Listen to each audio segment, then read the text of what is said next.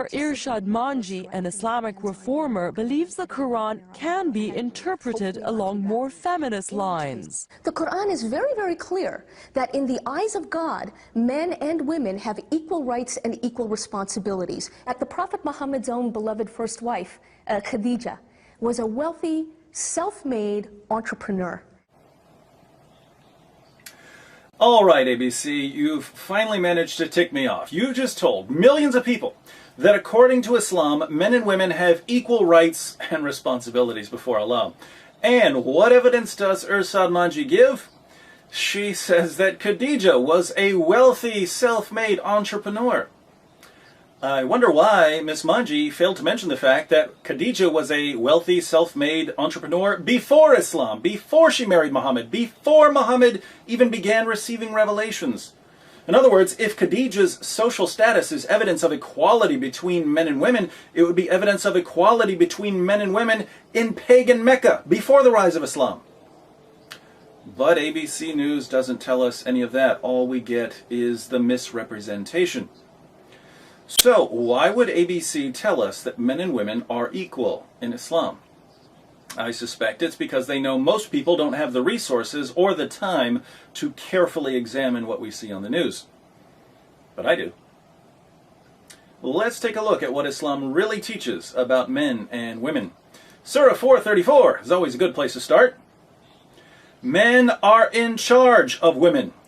Why? Because Allah hath made the one of them to excel the other. By nature, men excel women. And because they spend of their property for the support of women. So good women are the obedient, guarding in secret that which Allah hath guarded. But what do you do if women get out of line? As for those from whom ye fear rebellion, admonish them, and banish them to beds apart, and scourge them. Then, if they obey you, seek not a way against them. The Quran is very, very clear. It certainly is, Miss Manji.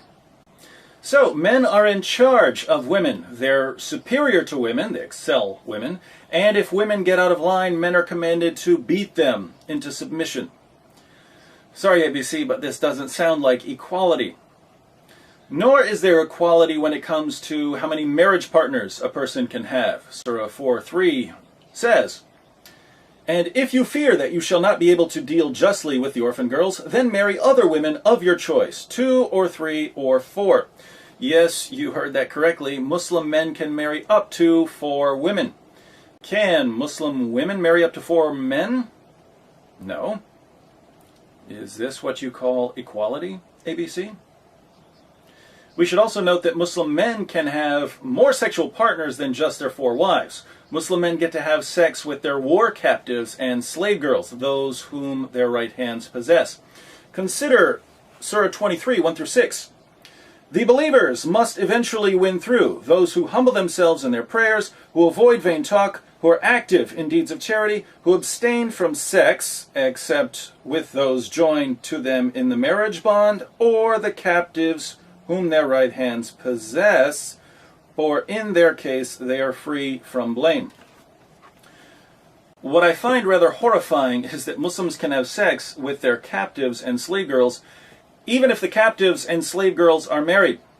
Surah 4:24 declares that a Muslim man can't have sex with a married woman unless she's a captive or a slave girl. The verse reads, "Also forbidden are women already married, except those captives and slaves whom your right hands possess."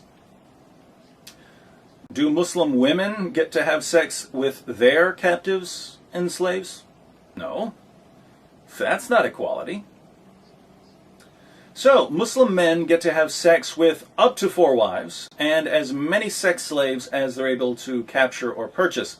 They also get to have sex with women in just about any way they can think of. The Quran discusses sexual positions in Surah 2, 2:23, which says, "Your wives are as a tilth unto you, so approach your tilth when or how ye will."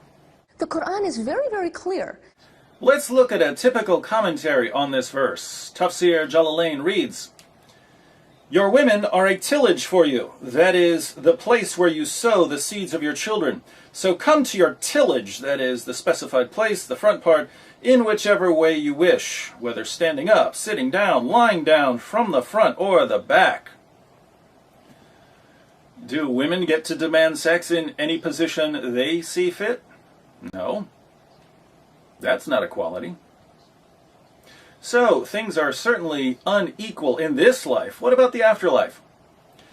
In our video exposing the raisins myth, we saw that in paradise, Muslim men will receive a number of huris, large-breasted virgins who are made to be the ultimate sex slaves. Will women receive huris? No, they'll continue being the wives of Muslim men. The only difference is that in paradise, women will now have to share their husbands with specially designed sex machines called huris. Muslim women of the world, I ask you, how does it feel knowing that in paradise you'll be competing for the affections of your husband with a ton of women who are designed to be the ultimate sex partners? This is assuming, of course, that you actually make it to paradise. Muhammad said that most of the inhabitants of hell are women. The Prophet said, I saw the hellfire, and I had never seen such a horrible sight. I saw that most of the inhabitants were women. The people asked, Oh, Allah's apostle, why is it so? The Prophet said, because of their ungratefulness. It was asked whether they are ungrateful to Allah. The Prophet said, they are ungrateful to their companions of life, husbands, and ungrateful to good deeds. So, according to Muhammad, most of the inhabitants of hell are women. The women are in hell because they're ungrateful to their husbands and because they don't perform enough good deeds. But this means that women are less moral than men, according to Muhammad. They're also less intelligent. In Surah 2, 282, the Quran discusses contracts, and we find that the testimony of a woman is worth half the testimony of a man. It says, and get 2 witnesses out of your own men. And if there are not 2 men available, then a man and 2 women, such as you agree for witnesses, so that if one of them, one of the 2 women, errs, the other can remind her. The Quran is very, very clear. According to Muhammad, the reason women aren't as reliable as men is that they're stupid. The Prophet said, isn't the witness of a woman equal to half of that of a man? The women said, yes. He said, this is because of the deficiency of her mind. Let's read a final passage that combines the lack of intelligence and the lack of good morals aspects of women. Muhammad said, O womenfolk, you should give charity and ask much forgiveness, for I saw you in bulk amongst the dwellers of hell. A wise lady among them said, Why is it, Messenger of Allah, that our folk are in bulk in hell? Upon this, the Holy Prophet observed, You curse too much and are ungrateful to your spouses. I have seen none lacking in common sense and failing in religion, but at the same time robbing the wisdom of the wise, besides you. Upon this, the woman remarked, What is wrong with our common sense and with our religion?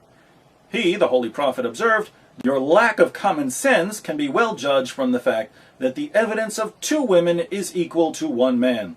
That is a proof of the lack of common sense. So, how exactly are women equal to men in Islam? They're not equal in intelligence or common sense. They're not equal in morality. They're not equal in the number of sexual partners they can have in this life or the afterlife. The value of their testimony isn't equal. Men are in charge of women. Men excel women. Men get to beat women. Men and women aren't equal at all in Islam. And we didn't even have time to get to the veil or muta, temporary marriage that amounts to no more than prostitution, or the Quran allowing sex with prepubescent girls, etc. So, why does ABC News continue to mislead millions of viewers, trying desperately to convince us that Islam is perfectly compatible with Western values? Stay tuned. I assure you, we will get to the bottom of this.